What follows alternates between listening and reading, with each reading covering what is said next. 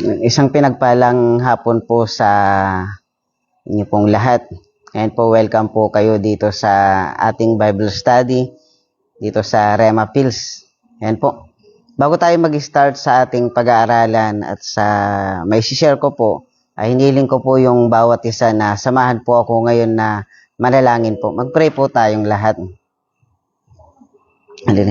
Panginoon, nagpapasalamat kami, Panginoon, sa hapong ito, Panginoon, dalangin namin, Panginoon, Lord, sa aming pag-aaralan, Panginoon, bunga ito sa amin buhay, maging pagpapala ito sa amin, Panginoon, at maging encouragement sa amin, Panginoon.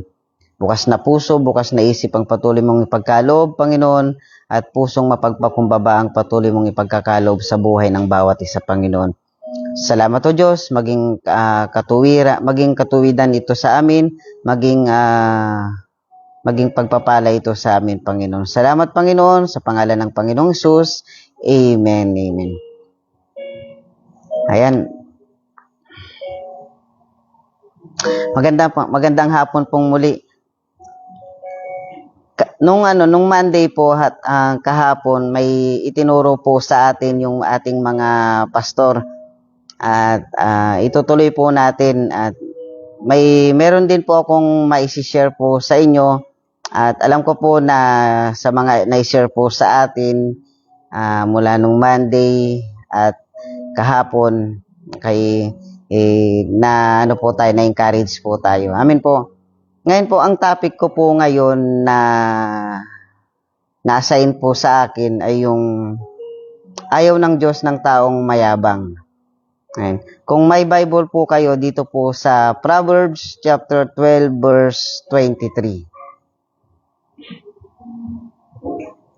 Alam niyo po, ang buhay Kristiyano po, isa ito sa mapalad tayo kasi nakakilala tayo kay Lord. Mapalad tayo kasi tinawag tayo ng Panginoong Hesus para maglingkod sa Kanya. At napakalaki ng plano ng Diyos sa buhay po natin. Kaya tayo nakakilala kasi may purpose. Pero sa pagpapatuloy natin bilang mga mananampalataya, dapat andun pa rin yung puso na handang tumanggap ng mga bagay na correction, yung andun dapat pa rin yung puso na handa pa rin na magpatuwid. Amen po. Hindi dapat pumapasok sa buhay Kristiyano natin yung lumalaki yung ulo. Amen po. Katulad sa title ng pinag-aaralan natin, ayaw ng Diyos ng taong mayabang. Hanggat ang buhay Kristiyano ay hindi ito pataasan, hindi ito payabangan, kundi yung bang pagpapakumbaba. Amin po. Proverbs chapter 12 verse 23, basahin ko po, sabi niya, hindi pinagyayabang ng taong marunong ang kanyang nalalaman. Basahin ko pong muli. Sabi niya, hindi pinagyayabang ng taong marunong ang kanyang nalalaman. Ngunit ang hangal ay ibinibida ang kanyang kahangalan. Kung ang Diyos ayaw ng mayabang, tayo po kaya? Sigurado, siyempre, mahirap kasama po yung ganyang may ugali, di ba po? Yung mayabang. Amin po. Maraming nakakaaway, parang ganyan. Mayroon po akong may nasharean po kami nung nag-share po kami dito sa isang lugar. Ngayon, syempre nung nasharean namin, nagpakilala siya na na isa po siyang born again, Christian, ganyan. Praise God, sabi po namin. Tapos nung tinanong namin na kung pwede kaming mag-share, dahil lang sa Kristiyano, tinanggap din niya. Pero bilang encouragement, sabi po namin. Ngayon, nung may binigay kaming isang verse sa Kristiyano po na ito, biglang pina-stop po kami sa pag-share. Hindi pa po namin nababasa yung verse na ibinigay namin, pina-stop na po kami. At ang sabi niya sa amin, wala na bang ibang verse? Alam ko na yan, sabi niya po sa amin. Parang nagpanting yung pandinig ko nung sinabi niya po yung ganun. Di ba mas maganda bilang mga Kristiyano, mayroon tayong nakukuhang encouragement sa mga kapwa nating mga mananampalataya. Amin po. Sabi niya, wala na bang iba? Sabi niya po sa amin, alam ko na yan. Sabi niya po sa amin po nun. Alam niyo po, kahit marami na tayong alam dun sa Bible, kahit kabisado na natin yung Genesis hanggang Revelation hanggang Genesis, kahit pagbalik-balik ta rin natin yan, kung kabisado natin yan, pero pag andun pa rin yung ugali na mapagmataas pa rin, kahit kabisado yan, hindi natin mapapalugod ang Panginoong Sus. Napaka-importante pa rin sa buhay natin bilang mga mananampalataya na tanggapin pa rin anuman yung encouragement. Siyempre, pag alam natin na tama, siyempre, kukunin natin. Pero pag mali, siyempre, bilang Kristiyano, hindi natin tatanggapin. Amin po. Ngayon, dapat sa isang Kristiyano, hindi tayo napupulaan doon sa ugali.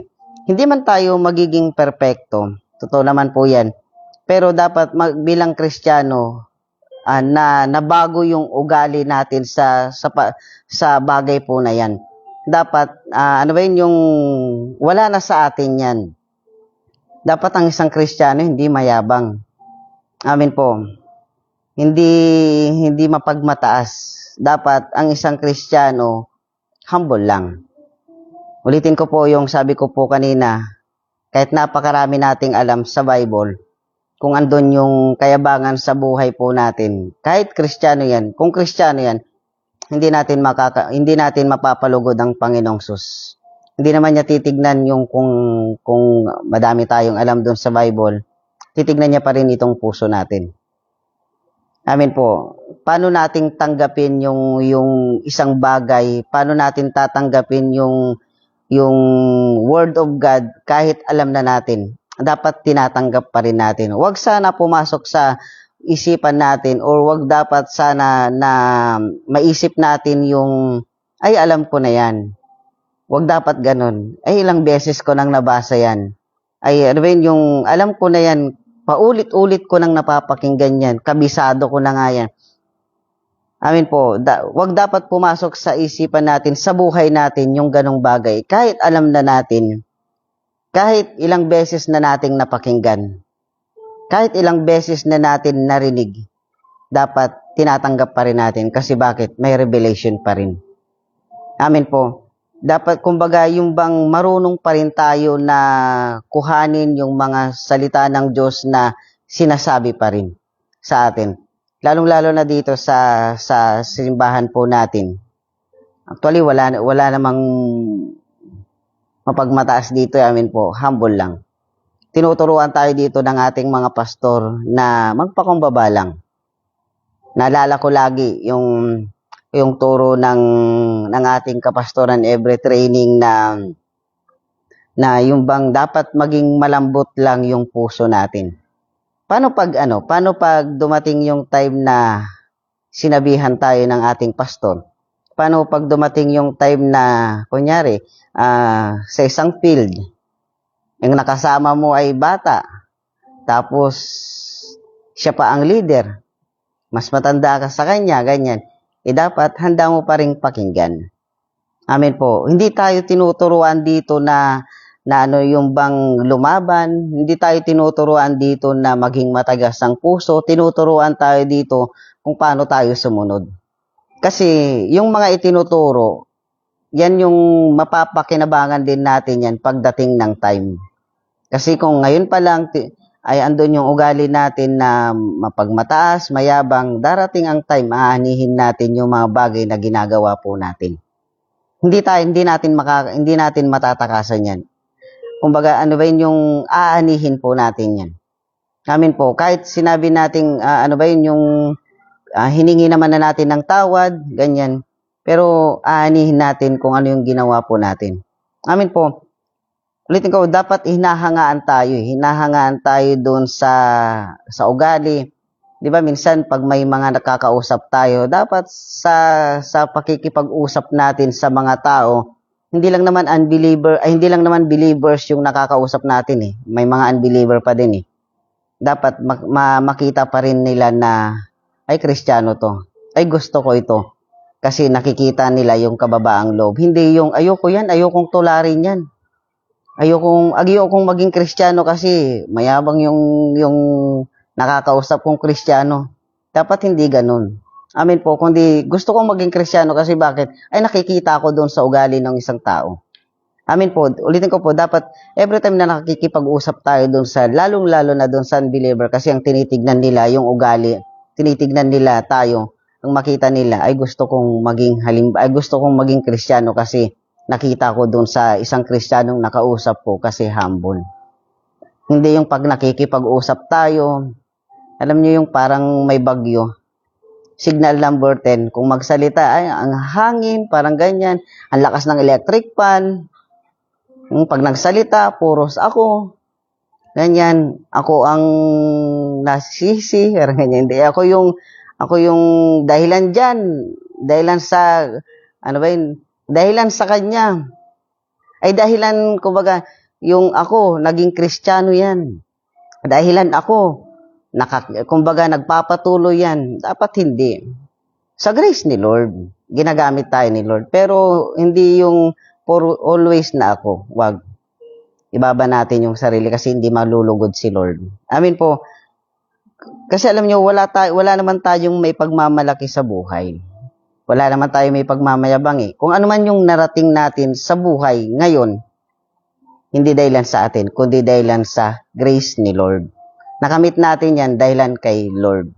Amin po, hindi natin pwedeng ipagmalaki, ipagmayabang na yung, pastor ako, worker ako. Hindi natin ipagmamayabang yan. Mapalad nga tayo naging pastor, hindi tayo magpapasalamat kasi tinawag tayo ni Lord, kumbaga nakakahiya nga minsan tawaging pastor eh. Amen po. Pero hindi dapat ganun yung pastor ako, galang nyo ako, sundin nyo ako, pastor ako. Pag hindi kayo sumunod sa akin, titiwala ko kayo. Dapat hindi ganun. Amen po, dapat andun pa rin yung puso na ay yung masunurin pa din. Hindi, wag natin ipagmalaki, ipagyabang na ay pastor tayo, manggagawa tayo. Matagal na ako sa church. Kahit matagal na sa church, dapat andun pa rin yung humble pa rin. Sa grace ni Lord, kaya tayo naging pastor. Kaya tayo tinawag ni Lord. Amen po. Salamat kasi tinawag tayo ni Lord. Salamat kasi pinagkatiwalaan tayo ng isang ministry. Salamat kay Lord kasi may nakikita siya sa atin. Amen po. Pero as long as na napopromote tayo, dapat andun pa rin yung puso na nagpapakumbaba pa din. Amen po. Humble lang lagi. Ulitin ko, wag sana makita sa buhay natin yung yung mayabang. Amen po. Dapat makita pa rin sa atin yung nagpapakumbaba. Ipakita natin na tunay tayong Kristiyano sa pamamagitan ng pagpapakumbaba. Hindi sa galing, hindi sa maraming alam, kundi dahilan doon sa pagpapakumbaba pa din. Amen po. Ang ipagmalaki natin yung kabutihan ni Lord. Amen po. Hindi tayo tatagal sa ministry, hindi tayo tatagal sa buhay mananampalataya kung may ugali tayong ganito. Dapat humble lang. Pag inutusan, sige lang, sunod lang. Amen po. Kasi darating ang time, pag nagiging masunurin tayo sa Panginoon, nagiging masunurin tayo sa paglilingkod, darating ang time, ang Diyos ang magpapala sa atin. Ibibigay niya, ipopromote niya tayo, pagkakatiwala niya tayo doon sa mas malaking ministry. Amen po. Hindi titignan yung magaling.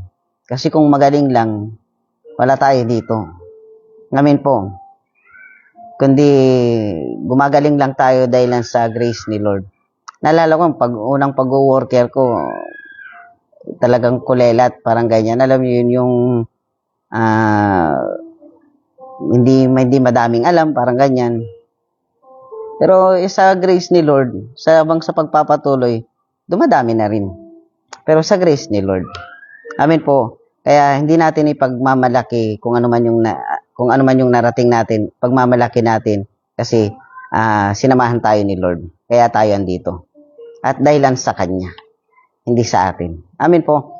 Kaya sa atin, habang hanggat andito tayo sa ministry, or may ministry man tayo, or wala, humble lang. Kasi darating ang time, pag andun tayo sa langit, hindi naman niya sasabihin, no, pastor ka, oy, ikaw manggagawa, ikaw matagal ng elder, ganyan, hindi. Pantay-pantay tayo sa harapan ni Lord. At hindi makakarating sa kalangitan yung taong mayabang. Kasi ayaw ng Diyos ng taong mayabang eh. Makakapunta kaya sa kalangitan, hindi po. Gusto ng kaaway, mayabang. Pero ayaw ng Diyos, mayabang. Kaya anak tayo ng Panginoon, so dapat kung ano si Kristo, at ganun din tayo.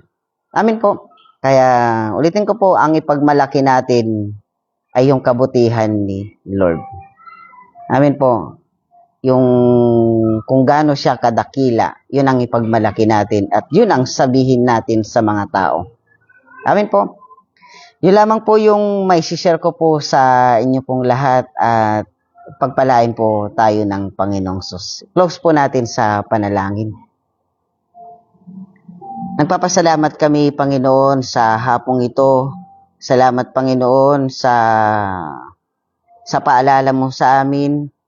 Dalangin namin, Panginoon, Lord, pagpalain mong bawat isa, O Diyos.